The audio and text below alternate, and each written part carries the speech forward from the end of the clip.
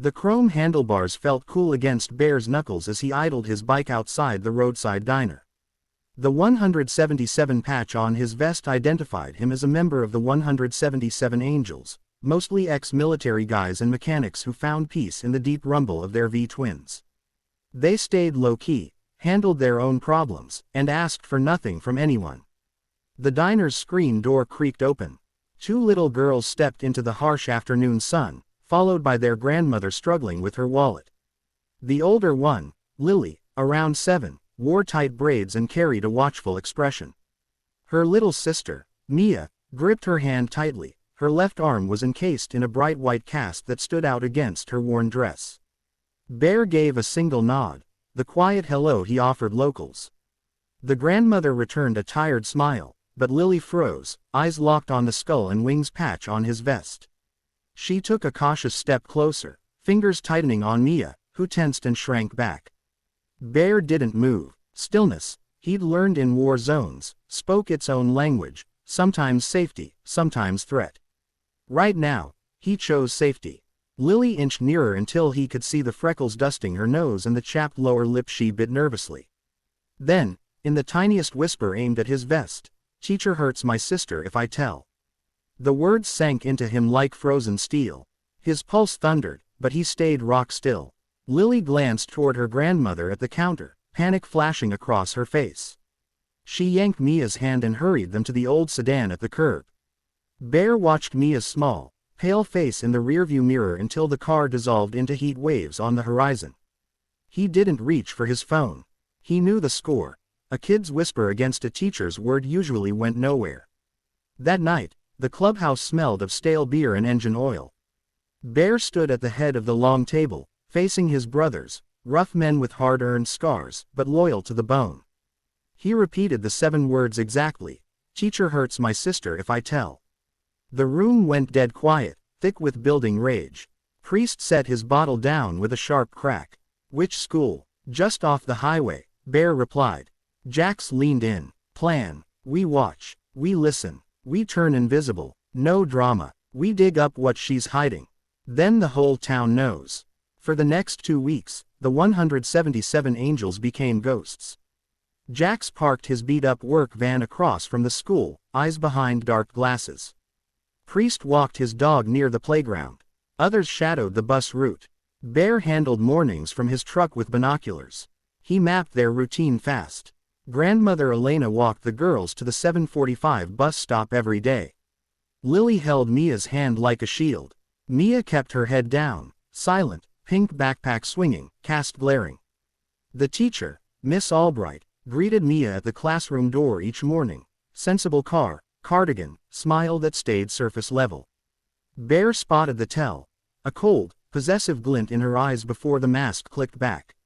Pieces accumulated. Mia never joined recess games. She pressed against the wall, watching. Lily hovered nearby. Albright frequently kept Mia inside during breaks, claiming catch-up work, or arm protection.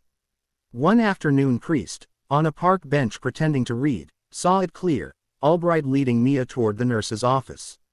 Mia stumbled. The teacher's grip on her good arm clamped viciously, knuckles bleaching white. Mia's face twisted in silent agony.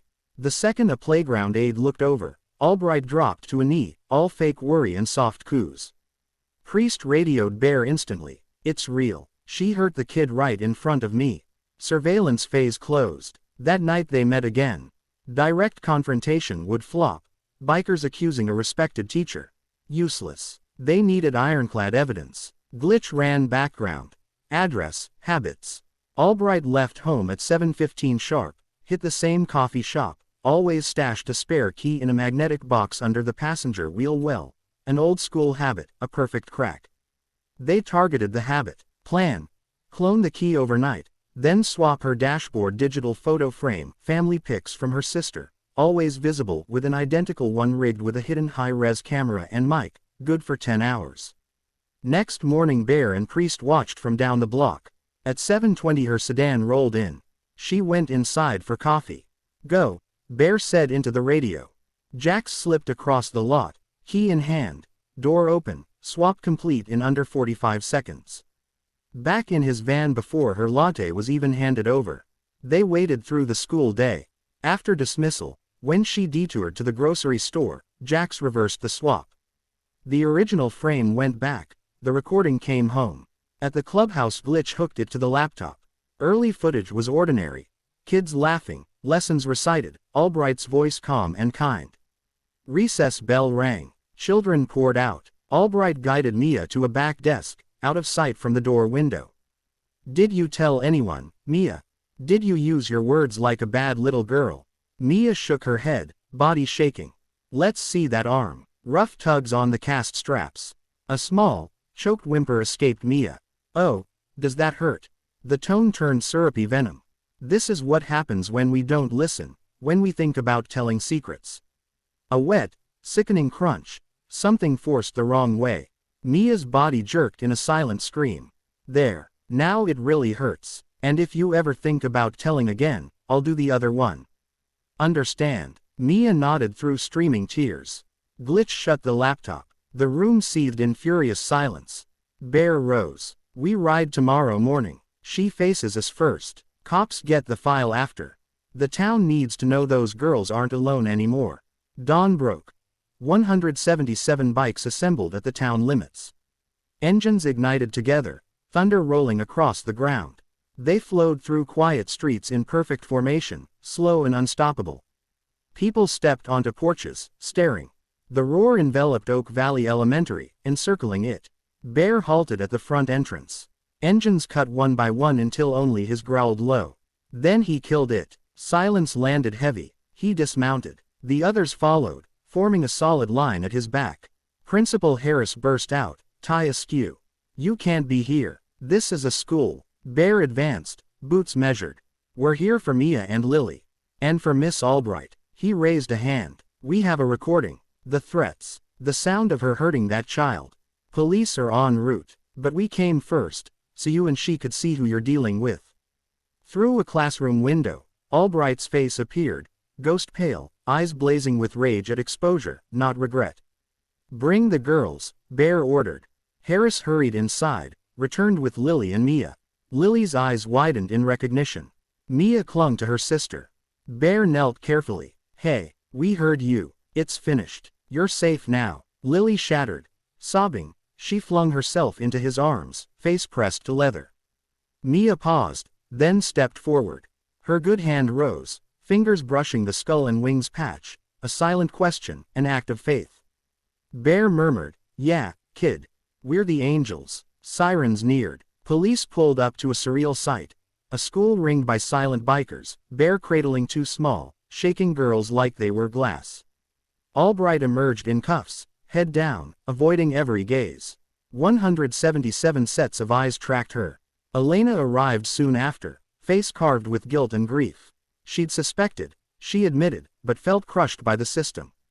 The club offered no blame, just support. They didn't vanish. They funded the girl's education, secured Elena a strong lawyer.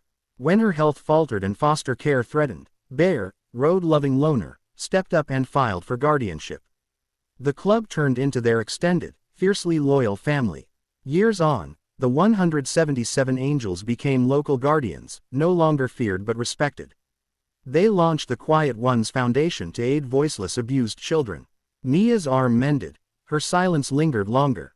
Then one day, watching Jax wrench on an engine, she spoke softly, "It's the other one. The shiny one." Jax froze, eyes misting. "Thanks, kid." Her words grew from there. Lily flourished. Top grades, unbreakable spirit, riding dirt bikes before cars. At her high school graduation, 177 bikes packed the lot. Bear watched from the crowd as she claimed her diploma. That night in the clubhouse, Lily and Mia, now poised young women, stood at the center. Bear lifted his glass. To the quiet ones. Lily raised hers, meeting his eyes. And to the ones who listen. Heroes don't always wear capes. Sometimes they wear leather. Sometimes they're the ones people avoid.